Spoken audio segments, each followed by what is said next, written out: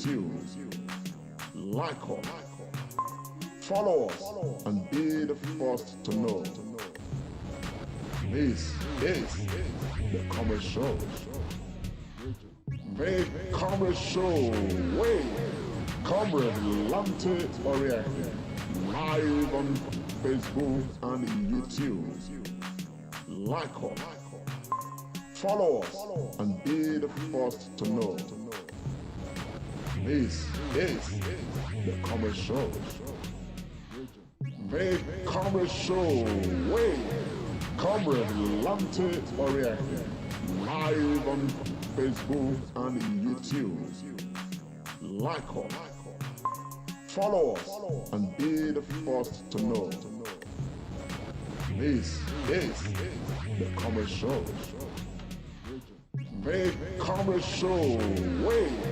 Comrade Lante Oriake, live on Facebook and YouTube. Like us, follow us, and be the first to know. This is the Commerce Show. Make Commerce Show way. Comrade Lante Oriake, live on Facebook and YouTube. Hello, and a very good afternoon to you all from wherever you are joining us from. Well, good afternoon, morning, and evening, depending on where you are joining us from. This is the Comrade Show, and my name is Comrade Lante Musa Amedu. This is a segment of the Comrade Show we call Hard Gist. This segment is almost purely political. It's a segment that we are going to be using to look at purely the political environment as it affects Nigeria and, of course, as it affects Edo State.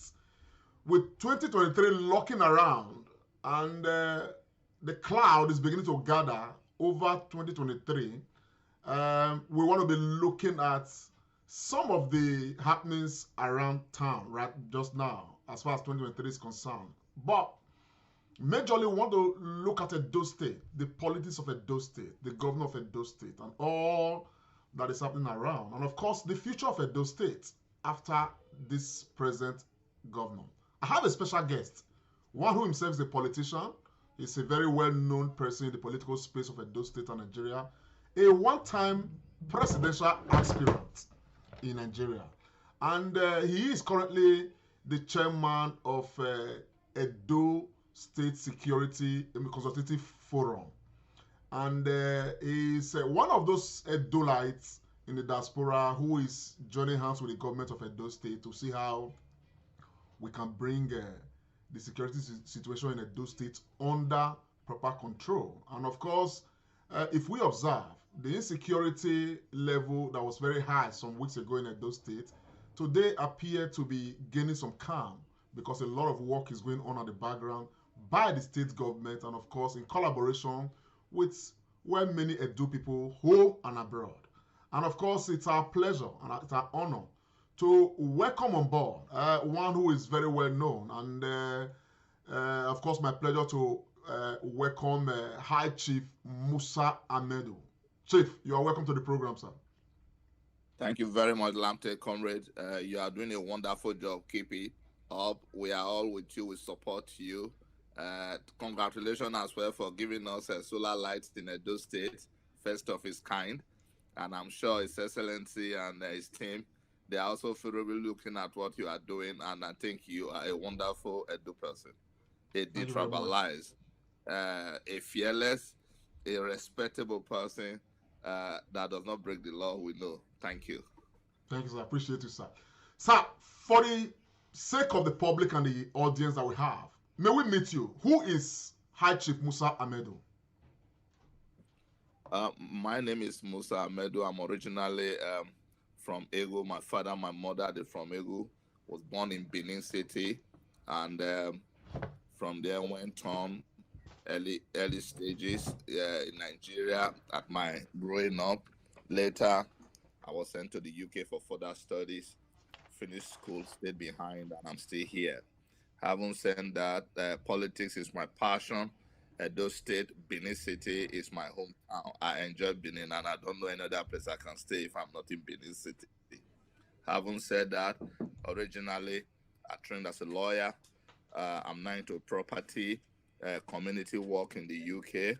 I'm happily married, got children, and I'm into business. I'm into politics. At the moment in Edo State, I'm part of that team that is putting things together. And I'm happy as the chairman of the Security Forum. I've been given the privilege to also contribute my quota with all your support.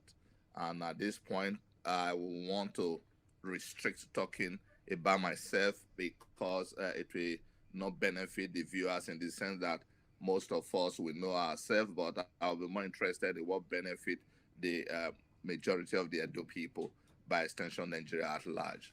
Thank you. Splendid. Of course, we are coming there.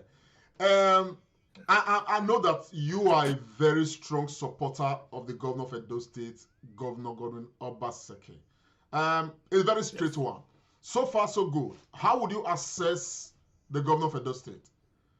I want you to, I was speak to this on the premise of the fact that as we speak, people are beginning to express frustration, as it were, feeling disappointed that they expected the pace of this government, to be a lot more than this. In the light of this, what is your assessment? yes. First and foremost, I think I will apologize to those people not to be exacerbated or feel bad about what is going on in Edo State, because the template being used now is pro the people of Edo State. The governor and his team, they are not sleeping.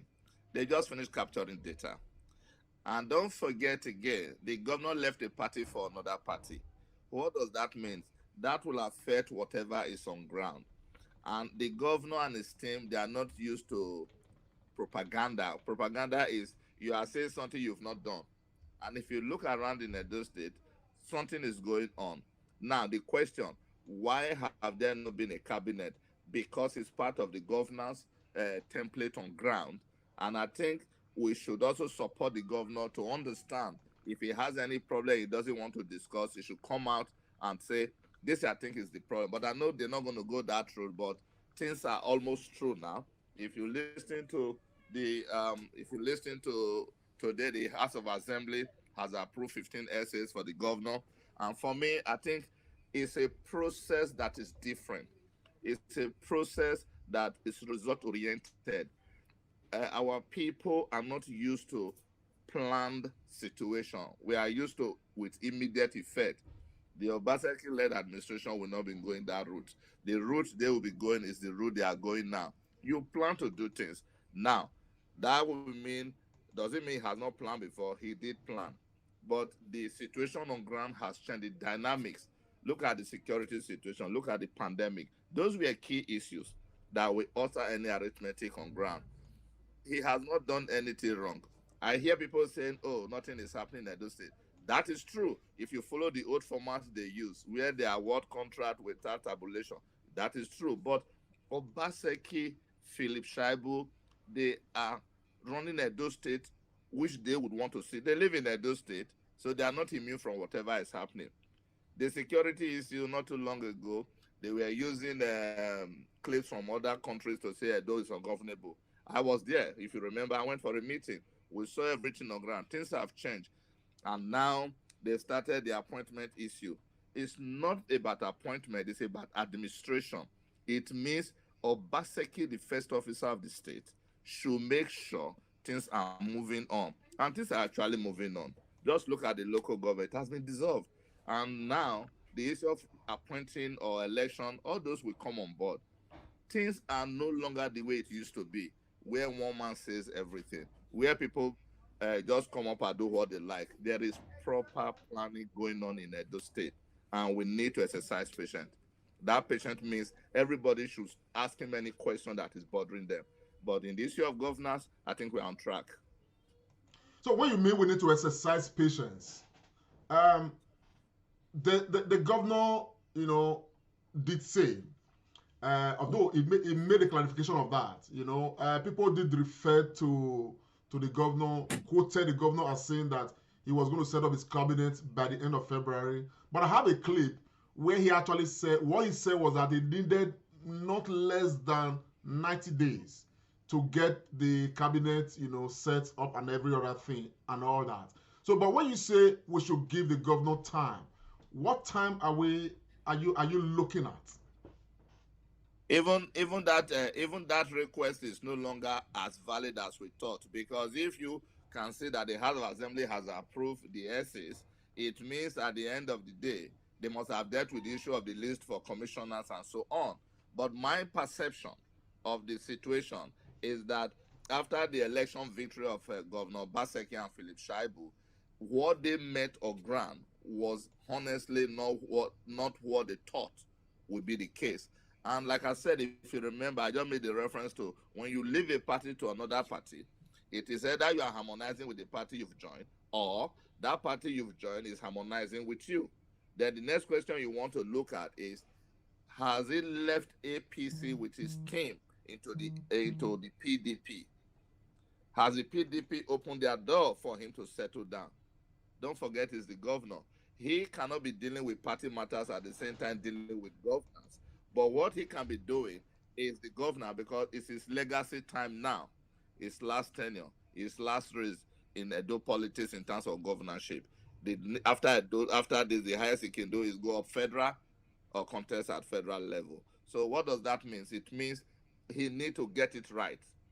And this get it right led to the crisis of his, if you remember, when he was when he did the primaries, when APC, the screen mat and so on. It is still the same issue now, that he is now properly settled to deal with governance in Edo State. And it is important that we give him breathing space to honestly select people who can move things forward.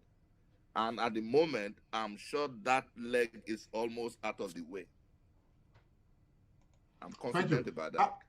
Just by way of information, I want Edo people to understand quickly, Edo and Nigerians, that as we speak, we have information from some very credible sources that the Edo House of Assembly has approved, 15 special advisors for appointment, for the government of Edo State, which means that any moment from now, names will be attached to these 15 slots given to the government to appoint special advisors. And we hope that sooner than later, commissioners and all of that, will equally, of course, be appointed to get the cabinet running in full swing.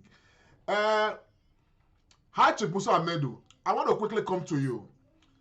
A few days ago, the governor of Edo State held an interactive section, it's a meeting with the transition committee, and stakeholders. He did make some revelations, and it's what I'm going to be discussing with you. But before I go deep down, let me play an excerpt, some excerpts, and I'm going to want you to respond to some of the questions that will come out from this excerpt. Just take a listen, please. Okay. As the head of service pointed out, after we took over government, after the inauguration on November 12th, I did say that we will not make any appointments until we go through a certain transformation process, which we had started, and that we needed a minimum of 90 days to settle down to go through this transformation. I want to thank all of you for the understanding and for allowing us to go ahead to do what we had promised that we would do. We needed that time. Unfortunately, because of the second wave of COVID, it had to be extended. It's not completely finished, but I believe right now we know where we are going. We know what needs to transform. So we can now move ahead to now form government. The last point I want to make on this, the general issue, is that the world has changed. The economy of Nigeria is not the same again, whether we like it or not. You see, we have been managing, since the Civil War, we say money is not our problem. As long as we're pumping crude oil every day, there will always be money. So have run a very strange economy and strange presidential system where people, the local government, state government, federal government, at the end of the month, they go and earn salary. We are the only country in the world that does that. Everywhere else, governments rely on the people to produce taxes, and they collect taxes, and it's the taxes they use to run the local government, the state, or the federation. But the way we run Nigeria, and subsequently the politics up till now, is that it doesn't matter. The country can go on holiday. The country can go and sleep. At the end of the month, we all just go to Abuja and we collect money and we come back and we spend. My brothers and sisters, I am an economist. I'm an investment banker. We are in trouble. Huge financial trouble. First, what we used to rely on, crude oil. Forget what you are seeing now at $70, $60 a barrel. It is only a mirage. It's only a question of time. Because the major oil companies, Shell, Chevron, who are the ones producing, they are no longer investing as much in oil. Chevron is now one of the world's largest investors in alternative fuel. Chevron is now Chief, one of the world's largest investors in alternative fuel. If you can tune down your device, your telephone device, Yes. I think that'll be fine. Yes. Now, the governor made some very serious revelations. Okay, one with some of us today probably feel that the federal government actually want to keep that aspect secret. The governor said that last month, about 60 billion naira was printed to make up for allocation to states and all of that. And he is very concerned that this culture right now is not sustainable. Okay? Now, given what has happened today, it's in the papers right now. I will be putting that up. Punch newspaper carried it. The federal government, the minister, the finance ministry, CBN, they said we are not aware of currency printing. This one is in direct response to the summation or the claim of the governor of Edo State. Is the governor in trouble for revealing this, which appear, to be the federal government secret? No, the governor cannot be in trouble because he has referenced two things happening. The economy of Nigeria is dwindling, it's not robust as it used to be, and there should be a change of direction. If oil is the mainstay of Nigeria, they should look for an alternative to the oil.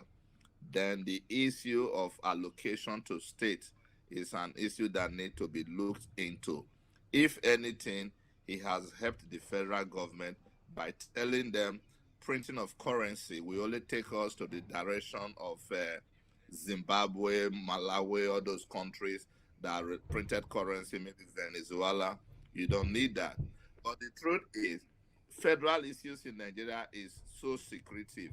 So if Obaseki, due to his good nature, is not telling us, be prepared, things are not the way they used to be, you can now see why whatever figure they've got before to work with, they have to really rearrange those figures. They have to really reposition the country. But here is Edo State that is my interest. We are trying in Edo State. We've done the right thing. And if the federal government copied Edo State, I think that would be nice. In Edo State, there is openness. There is no threat to any person. What he has said is what an intelligent Nigerian or person would say in a society or country where you are a stakeholder or a citizen at play. I honestly don't think so. If the CBN is saying, well, we've not printed money, fine, time will tell.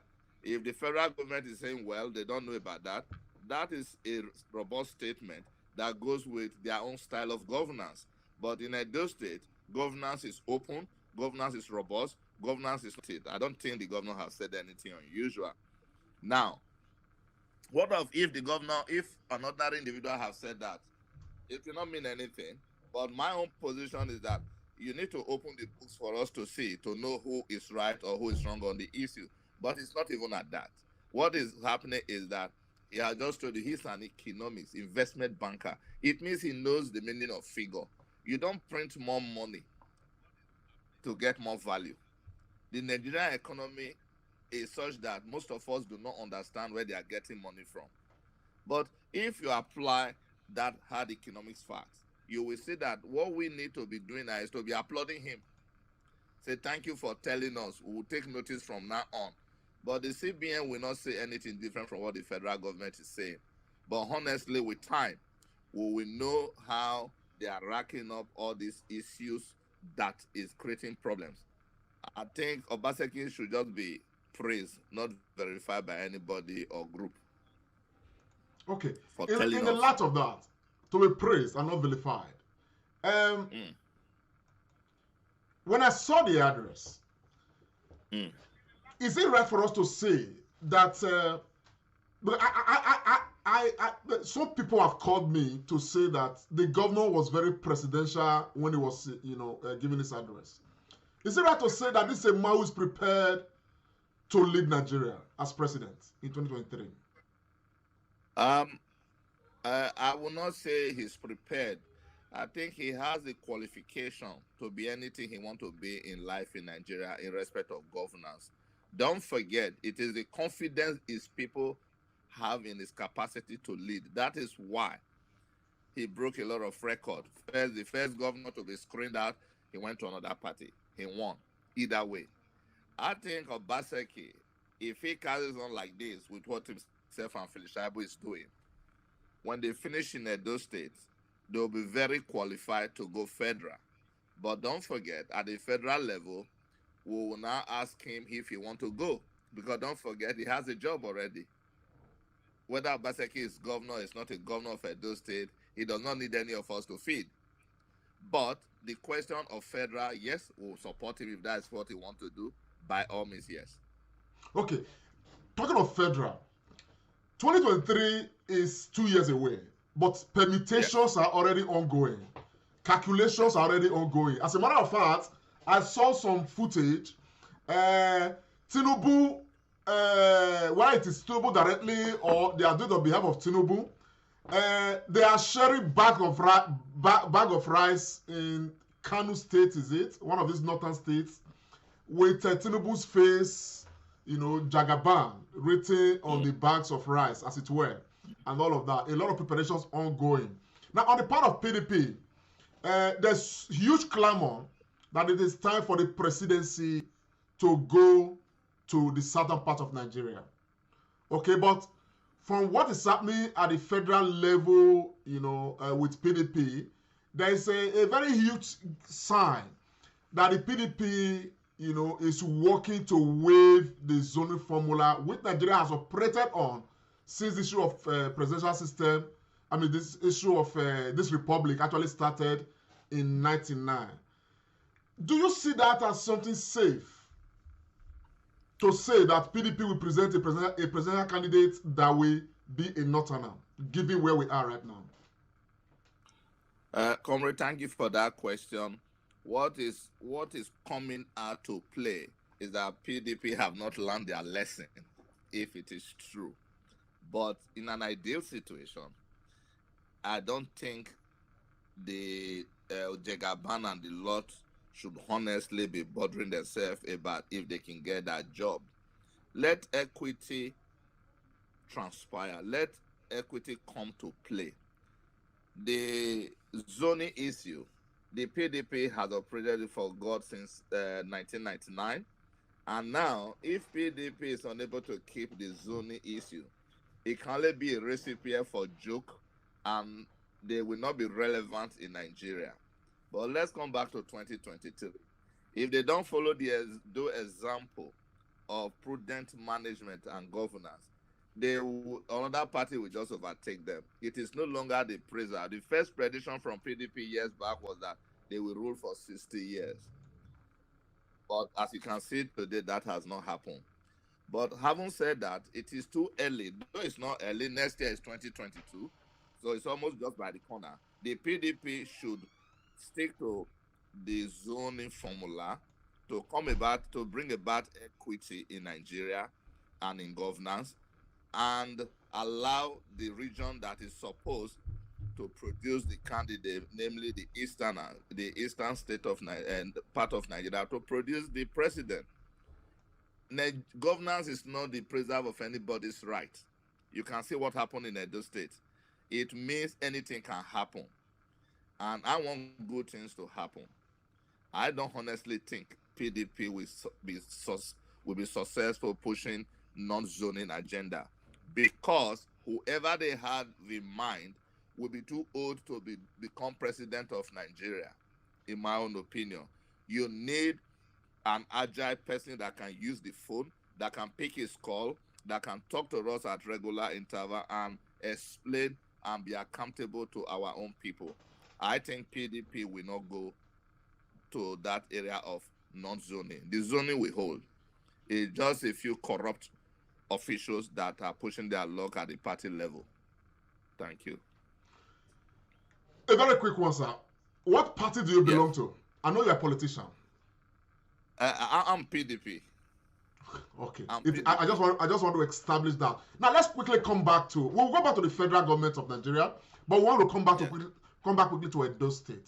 Some people are making permutations, and they are saying that it is high time we have an Anishan governor after Governor Obaseki. Do you agree with that? Yes, but not the way we are going about it. The Asians will understand that politics is a game of numbers. You cannot be 5 local government and be telling 7 local government what to do. What the Asians need to do, and very importantly, is to first put their own house in order. Let us see credible leaders coming from Esaland to put the argument. It's not going to be on a platter of gold. I don't think so. If you want to govern people, you need to demonstrate to them you have what it takes. You saw the other day when we were talking about security issue. We went and met with the government, find out what is happening, and we proceeded from there. You can see the result. And that is how 2024 issue 23, if you want to call it that way, will be. It's the Asian people should not go to bed and sleep. They must support Obaseki and this administration to a successful end. And from there, it becomes very natural to say Anisha man should be. The Asians don't have bad records when it comes to state governance, starting from late Professor Ambrose Ali. But they have to help midwife this last leg of Obaseki to a successful conclusion. And from there, it becomes a lot easier to talk about an Asian governor. It's not a condition, don't get me wrong, but I'm saying it's just too early to be talking about who will take over, who will be governor. I think that's not the case on ground. First, let's finish the conversation of Obaseki and Philip Shaibu. Then we'll move on from there. But if you don't support to see the successful end, there can be no continuity in the real sense of it. Because, yeah, they are in government now. What effort is each and every one of us making to say this thing must succeed? That is the question. But I have no doubt Obaseki will support Anishan administration or Anishan person becoming the governor. I don't think such things goes wrong. But all I'm saying is, first do your homework. The Asians should work on their leadership. The Asians should also learn to support this administration to the end for them to be able to come in nicely. You know, 2024 is going to be the governorship election in Edo State. It's probably too early to be talking about it, but if we can talk about 2023, which is 2 years away, we can talk about some things of 2024. Do you, by way of permutation, don't you think that this issue of zoning, may have some issues with it, in that if at the end of the day, PDP, where the governor belongs, decide to bring out an Asian governor, and APC, another big party in Edo State, brings out an Edo governor, I mean, talking of, Edo South, as it were, with more local governments like you have alluded to just now. Yes. Don't you think we may be where we are, particularly a formidable, Edo South person coming from APC? They don't want to respect the idea that it should be zoned to PDP. It should be zoned to what's called Edo Central, and PDP is bringing an Asian person, another formidable person, and all of that. And you have said politics is a game of number. Are we not running a risk of perpetually making an Edo South person the governor of Edo State? I know one thing. I know one thing about Edo politics. Our people are not as naive or careless as the situation tend to make it look like. I am confident no Edo South person will run that risk in politics, because the situation is such that you have seen they've done Edo South have done 2 tenure. Then another parties bring another Edo South man. Yes, he might choose to do that. Maybe they want to gain popularity, but I don't see that kite flying. The situation on ground is that we are one Edo people. We don't play against each other to create crisis. It can only just create crisis for nothing, and we don't need that. And if you look at it by the day, politically or even societally speaking, it's becoming difficult to differentiate Central from the South in terms of politics and interaction. But push that aside. What can only happen is if PDP choose not to respect zoning. Yes, at that point, something unbelievable will happen. And what does that mean? It means the Edo South is able to bring somebody. And it sounds clumsy. That's not going to happen. What's going to happen is we are going to marry ourselves in politics like this until that time comes. And I know Edo South will join to support an Asian governor come 2024.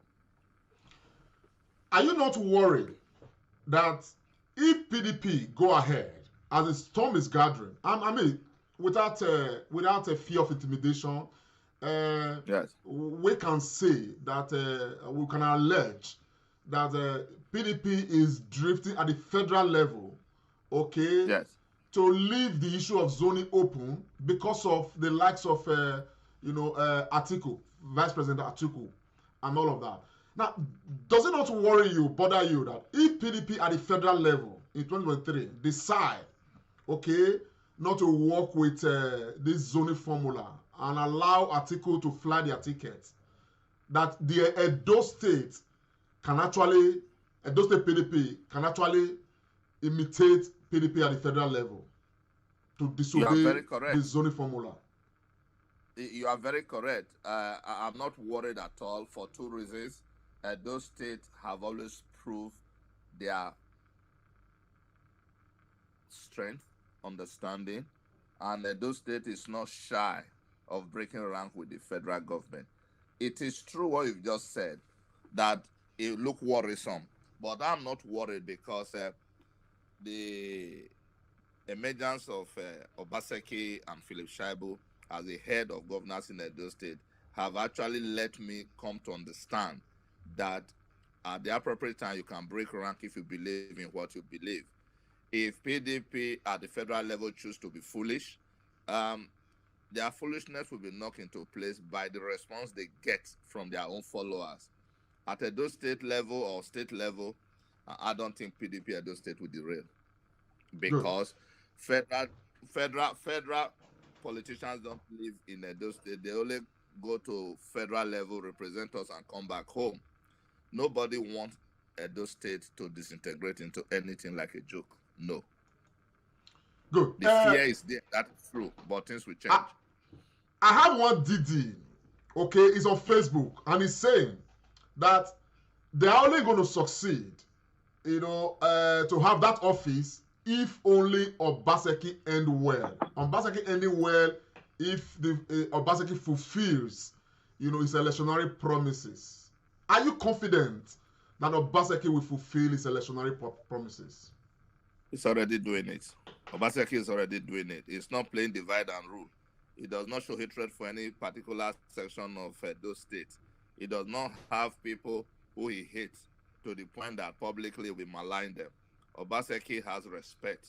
And I believe with the do of Obaseki and Philip Shaibu, all the promises, the social contract with those people will be fulfilled. For the first time, can you imagine? Just think about this way. For the first time, diasporas are involved in governance in Edo State. It was unheard of. It's a thing we could not fathom before. Like the gentleman said, yes, if you don't fulfill your electoral promises, it will affect the outcome of whatever you want to harvest in governance. But that is not the case now. I think everything will be fine. You are you are an astute politician, to say the least. Will you be vying for the governorship of Edo State? It is too early to discuss that. It is also not morally right. We have a life currency in a tenure. And what of if we look at it from that way and say, by the end of this tenure, what happens? Edo people will decide. Edo people will decide. Of course, I know I'm qualified. Of course, I know I have what it takes. But that is flaunting the credentials. It's like you want to go for an interview. You know the job you want to do, but they've not invited you. You are not telling the man who wants to give you a job, okay, I'm very qualified. For me, I think that is old politics. I wouldn't do that. What I've set out to do is to work day and night in my own little way for Edo people. I know if that time comes, Edo people will decide, and I know how it will look like. Splendid. Splendid. High Chief, how would you assess the governance of President Muhammadu Buhari? Buhari, for me, is not a bad person. I'm privileged to know Buhari, and I still know him, but I don't flaunt such contacts. I think personally, the people around Buhari are giving him a bad name. Buhari, by upbringing, by training, by association, is not a bad person. It's fair. But the question you need to ask yourself is, those around him, what are they actually doing? Buhari is somebody who I believe will want the best for Nigeria. But in governance, in politics, you alone cannot take that decision. Those around you have a role to play. Number one, the federal government is having difficulty with information. It's not Buhari that needs to come and tell us what the government is doing, because it's not the Minister for Information. Buhari is not the journalist to come and tell us the truth about what is happening in Nigeria. Buhari is not Minister for Works that we know the road that is bad and the road that is not bad. I think this Buhari question calls for the orientation of one's idea and stop being sentimental. Nigerians, they always trying to say Buhari, Buhari. Before you get to Buhari in governance, you must have exhausted all avenues. All I'm saying, if they feel Buhari have not met their standard in participatory politics, they just need to wait quietly, patiently, until that time his tenure finishes. I don't think Buhari is the problem. I think the followers should also learn to ask questions and say, Mr. President, what are we doing? Look at the way COVID-19 was handled in Nigeria. Is that Buhari that need to do that? I'm only pushing you to that direction to see that the followers, the handlers, they are all guilty, as the Nigerians have seen. Look at NSAS. Is it Buhari that need to handle NSAS? There are a lot of things going on in Nigeria, but the confidence I have is that NADO, that is the diaspora Nigerians, they are having a rethink about so many things.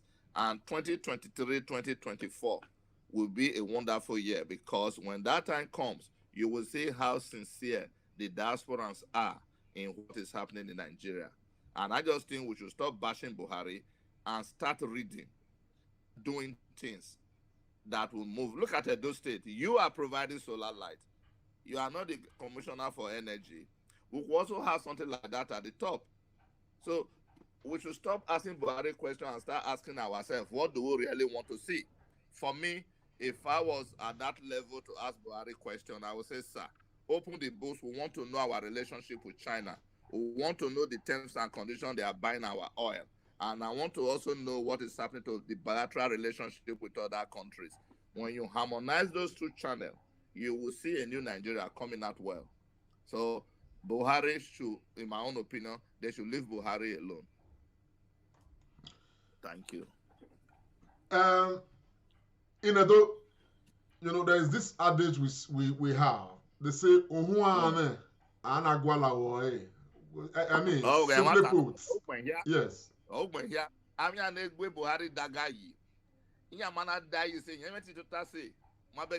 Okay, let's try to explain this in English.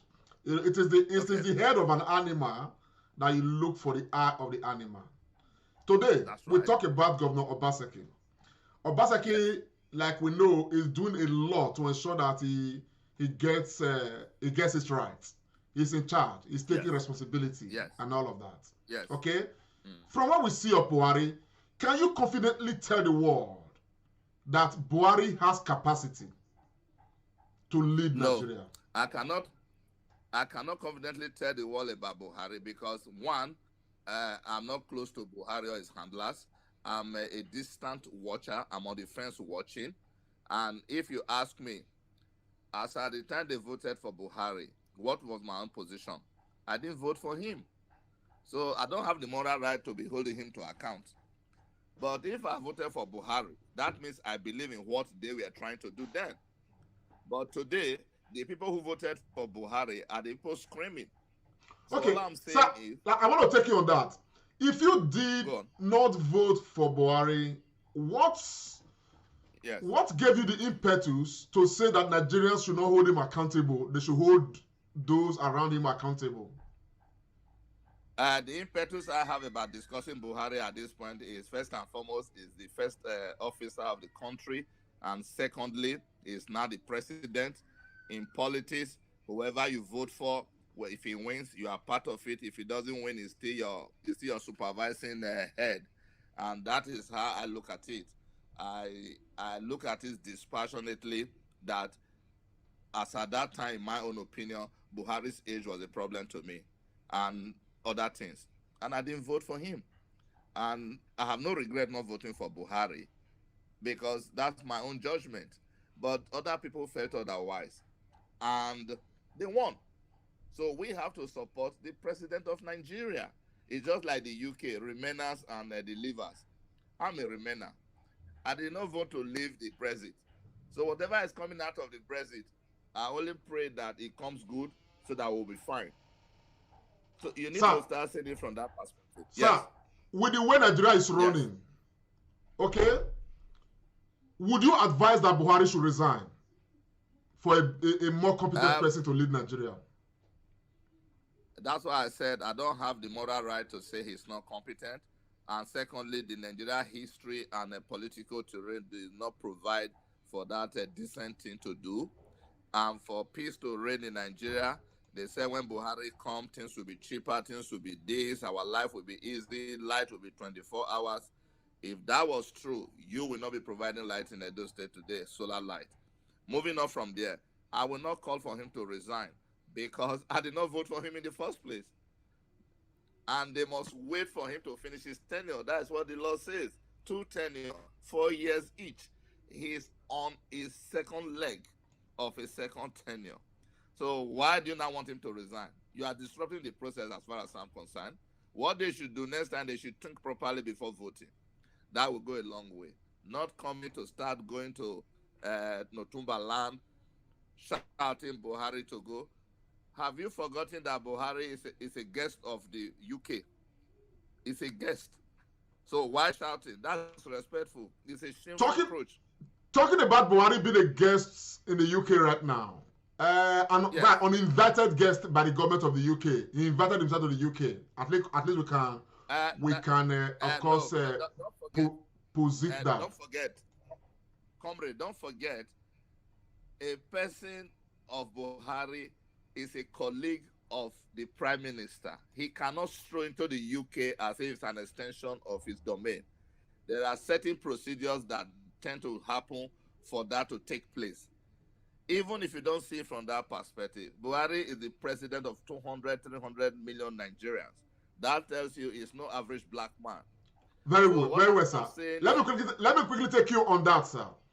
Sir, some Nigerians who are very disenchanted with Buhari's government, because Buhari traveled on a day and the very next day, the resident doctors of Nigeria went on strike. Nigerians are enraged. A huge number of Nigerians are enraged, apart from those who appear to be benefiting directly or indirectly from the Buhari government. Some people led a protest to the Abuja House in London to protest that Buhari should return back to Nigeria to fix Nigeria.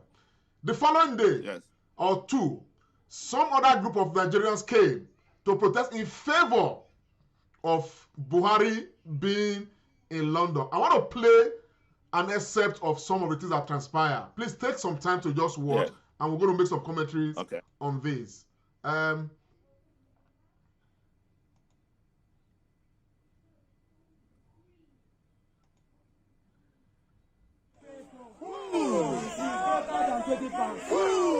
The power of the people. Push. Higher protesters. Push. It's greater than 20 pounds. Push. Shame. Shame on them. Shame. Shame on them. Shame. Nigerians are dying. Shame. Nigerians are dying. Shame. Shame. The killers are lucky. Shame. Let the world see your faces. Shame. Shame. The killers are lucky. Shame. Shame. Shame.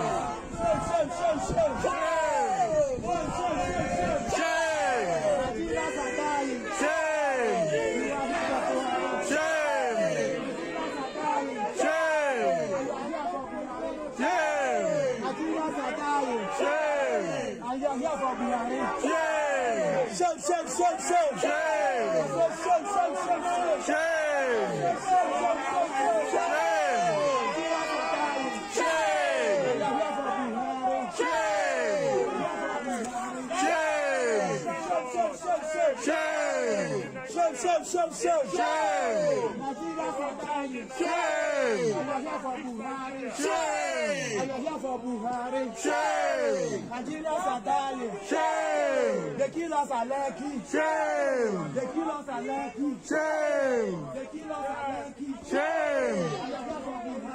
Shame. A shame of your family. Shame. A shame of your family. Shame. UK is a great country. Shame. And you're enjoying. Shame. And people are dying. Shame. And your people are dying. Shame. Don't cover your faces. Shame. Don't cover your faces. Shame. Shame. I am a Biafra. Shame. I'm not afraid of anything. Shame. My face is on camera. Shame. My face is on camera. Shame. Shame. I said shame. Nigerians are dying. Shame. I am here for 20 pounds. Shame. Shame. The most corrupt country in the world. Shame. Shame. Push. I said push. I said push. Push. The power of the people. Push. Higher protesters. Push. It's greater than 20 pounds. Push. Shame. Shame on them. Shame. Shame on them. Shame. Nigerians are dying. Shame. Nigerians are dying. Shame. Shame. The killers are lucky. Shame. Let the world see your faces. Shame. Shame. The killers are lucky. Shame. Anyway, Chief Musa Amedu, what you are seeing there, you know, a group of Nigerians singing, protesting against Buhari, while the group opposite, those ones are actually protesting in favor of Buhari, and the police, the British police right there are in the middle between the two groups, so that physical, violence or assault will not ensue between them. These two groups are Nigerians, okay, supposedly, led by the same Buhari. This is happening not in Nigeria, it's happening in London. Watching this, how do you feel about being in Nigeria in the first place with this kind of show of shame? I feel ashamed. I feel ashamed. Very ashamed. Because that is not the best way to express yourself in a situation like this. For a start, the issue they are protesting about is beyond their powers. The UK government cannot order Buhari to leave the UK. It's not possible, except he has committed a crime. Visiting the UK, there's no criminal contents or intent on Buhari's part by way he has conducted himself. I think Nigerians should stop being emotional about nothing. What we should do is to contribute our own quota, use our intelligence to follow procedure and follow the channel for laying such complaint. I'm not saying they don't have right to do what they are doing. Both sides have not broken the law. There's nothing suspicious. The police are on ground to report events, and if they monitor the situation to that point, they feel they clear them away. But my question is, what has this done to the image of Nigeria? Nothing. They don't care. Secondly, what is the way forward? I don't see it. I don't see it at all. Talking of the way forward, Chief, talking of the way forward on a serious note, do you think or don't you think that the National Assembly have more than enough reasons now to table impeachment against Buhari? In an ideal situation, yes. Long ago, before this time, long ago, the National Assembly have missed so many opportunities to do this. But I think if you look at the situation in Nigeria, every section, every institution is fighting for supremacy. And that's what I can see. The National Assembly is far from thinking like that. But honestly, they've missed the chance. They are not looking for it. The institutions on ground in Nigerians is too weak to follow up things. If not, even the National Assembly members, none of them should be there in the first place. It's just the same problem. The institutions are too weak. Enforcement is not there. There is no sanction for doing the wrong thing. That is what you are getting. If you remember a couple of weeks back, insecurity in Edo State, would you have believed that people were posting videos that is not emanating from Edo State? And they use that to put pressure on every person. But by the grace of God today, where are we? They said Obaseki is not doing anything. It's not doing anything. But is he doing something today? The situation changes. So all I'm trying to say is that at this federal level, if the National Assembly have come up with a motion to be worked on, Buhari will respond. But you saw the way a deputy speaker was unable to understand what is a diaspora group, and he refused to recognize them. If not for the diasporans, he would have gotten away with it. That is what you see in democracy, and that is what we should be thinking in democracy. I'm not impressed with the National Assembly. I don't like discussing them.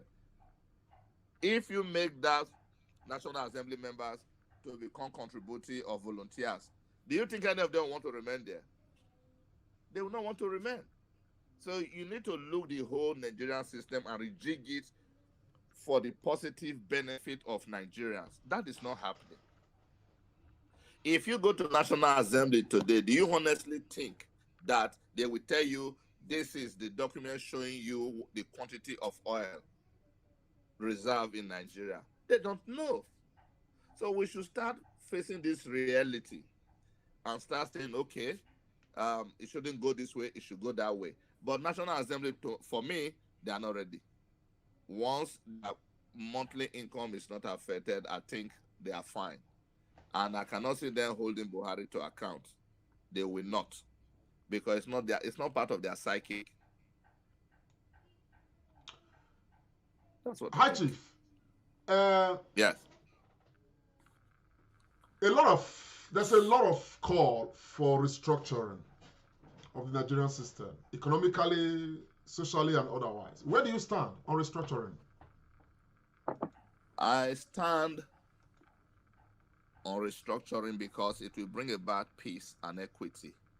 If you find yourself in the Niger Delta of Nigeria, you will see man inhumanity to man, where people can no longer claim their land back because of the oil spillage and so on. Now, into real politics, without restructuring, there will be no progress.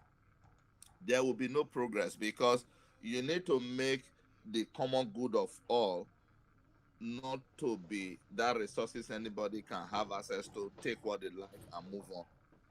You need to start seeing Nigeria as a country. But without restructuring, you cannot really position Nigeria the way it ought to be. It's not restructuring for the sake of it, proper restructuring. Now look at the federal level. Some people are now saying Igbo should not be president. Some people are saying Igbo should be president. That is lack of, because if you restructure the country, every region will know what they are doing at any given time. They will know their contribution to the country. I think there must be restructuring one way or the other. One way or the other. There have to be. How can you claim you are a Nigerian, but somebody is telling it to your face, you can't be the presidency because you are from one particular place? Wow. It doesn't work. It wouldn't work. And I think there's going to be very soon. Recently, the governors of the Southeast, they've been holding meetings to look at the issue of insecurity.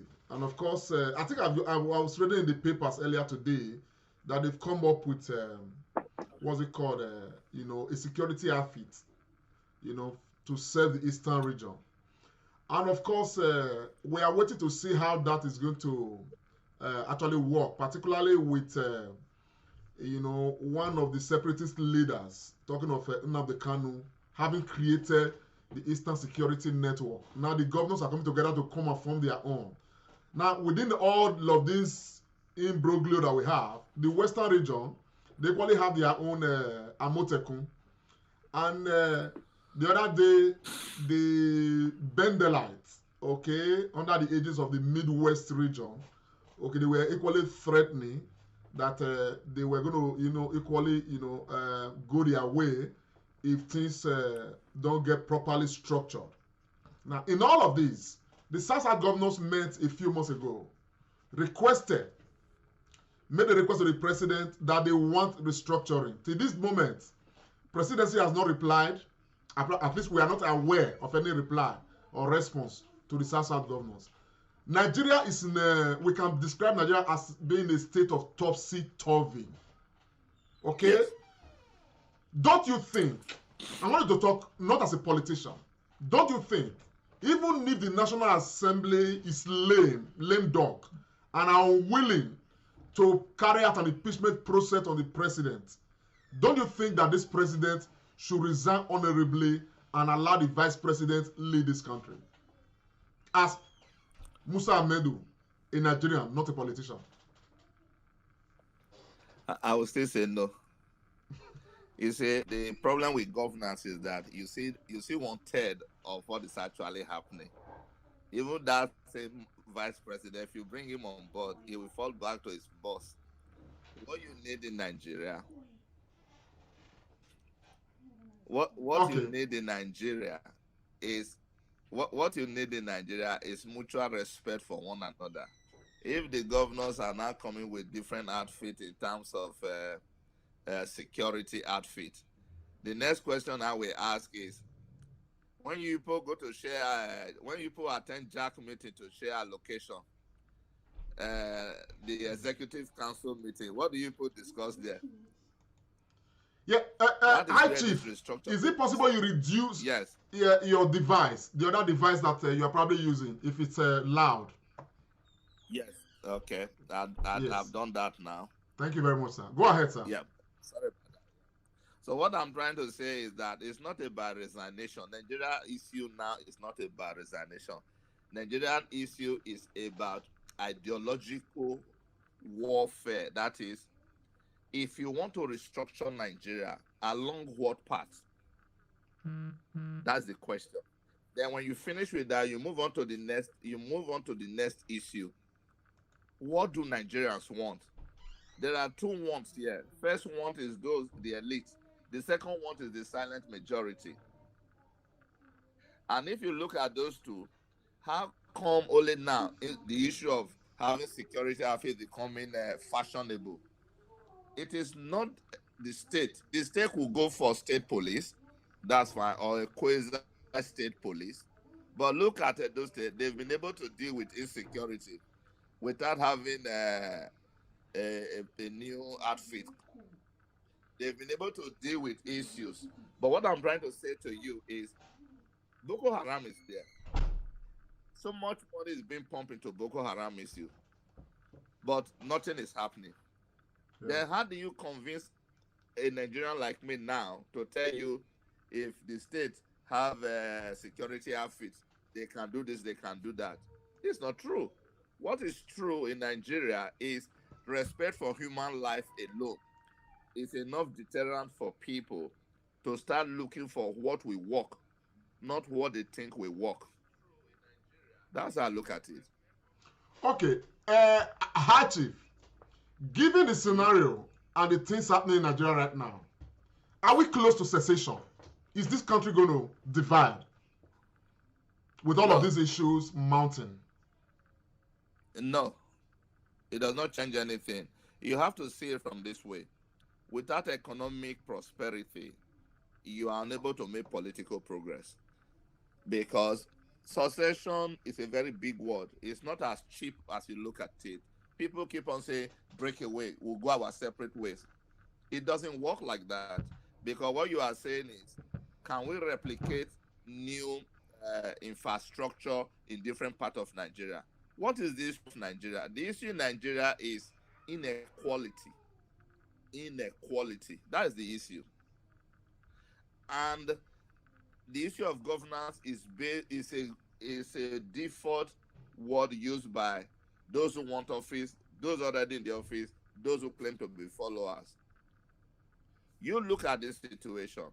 Now, if you break up the country, to whose benefit? I don't think so. I believe in one Nigeria, because I see Nigeria as a country that will be very successful if only the people come together and decide the model of government they want. Very well said. Very well said. High Chief, we want to come back a bit to Edo State. The big news is that the governor of Edo State, from the news coming out just now, of course, has received the approval of the House of Assembly for the governor to appoint 15 special advisors for Edo State. In light of all the concern expressed by Edo people, over his cabinet and all of that, how did you receive this news, if you have heard the news? I've heard the news. I'm not surprised, because that is the right thing to do, and that is in line with the sincerity of the do of Obaseki and Philip Shaibu. If that is out of the way, that others will follow, other appointments will follow. But again, the appointees are coming to continue from where the governor and his deputy have gotten up to. So there's no gap in governance in the first place. But yes, it's a thing we are used to, coming to see people being appointed and so on. And that is already on the way. And I'm happy this is a good news. Very well. High Chief, looking at those states right now under Governor Obaseki, what are those areas you think the government should actually put a lot more emphasis in to meet the yearnings of the people? Come again with that question, please. Now, I'm just asking, looking at those states, what are those areas that you expect government to pay some attention, to, of course, meet the yearnings of Edo people. Those areas that should require more attention as far as Edo State is concerned. For me, Edo State is on the right track. If they expand the issue of electricity and we now have lights, complementing what you are doing, you see that commerce will boom. The economy will sort of like grow at a level unprecedented. If we can move freely without being harassed or fear of intimidation by for one reason or the other, that will help. And for me, I think the agricultural sector is a huge sector. And you don't know what gladdens my heart? Just the other day here, the government was talking about technology. They are now into all these, what do you call them? What do you call these people? They are now into all this IT-related stuff, IT skills and so on. Got their own park. And I think that is the future. The economy of the future is futuristic, technologically driven. If you look back and see how all of a sudden from nowhere China became a principal threat to the Americans, it's because of the use technology. Look at their manufacturing base. And that is why I said to you, without restructuring, a lot of things will be tough. But I think Edo State, they are doing the right thing if they concentrate on this electricity, agriculture, IT-related skills, education, then good health care provision. It will be wonderful. And I'm sure that they are going to do that. Thank you very much. High Chief Musa Amedu, it's been just a little over an hour we've been here. And I want to say a very big thank you to you. It's been hard talk. And we want to express gratitude to you for finding time to be with us. And I want to say, sir, that we may have cause to bring you back on this program in the very near future. As far as politics strives in Nigeria, we will always talk politics. And of course, talking politics with High Chief Musa Amedu is always going to be with all pleasure. Thank you so very much for being part of this program. Thank you, comrade. I'm grateful. For me, I'm surprised you are not even tired because this journey, you started it before election and it's still ongoing. I will be very glad to be part of this journey with you and Edo people. Thank you. Thank you so very much. So, Edo people and Nigerians, viewers all across the world, please share our broadcast. It's the Comrade Show, and this is Hard Gist. We're going to be using this segment to discuss pure politics as far as Edo State and Nigeria is concerned. Every now and again, we're going to be bringing political figures to talk about, things happening around, and of course, the things that we are to expect and all of that. Analyze the issues, analyze the polity, as it were. Please find time always to join us. It's hard talk, hard gist, and we are going to be talking about the matter, as it were. We've come to the end of this program. My name is Comrade Lamte Oriahi. It's been a Comrade Show, and I thank you very much for finding time to be with us. Until we meet again, don't forget, may God bless Edo State. May God bless the people of Edo State. May God bless you watching right now. Of course, may God bless the governor of Edo State, Nigeria, and Nigerians. Have a good day and bye for now. Like us, follow us, and be the first to know. This is the Comrade Show. Make Comrade Show way. Comrade Lamte Oriahi, live on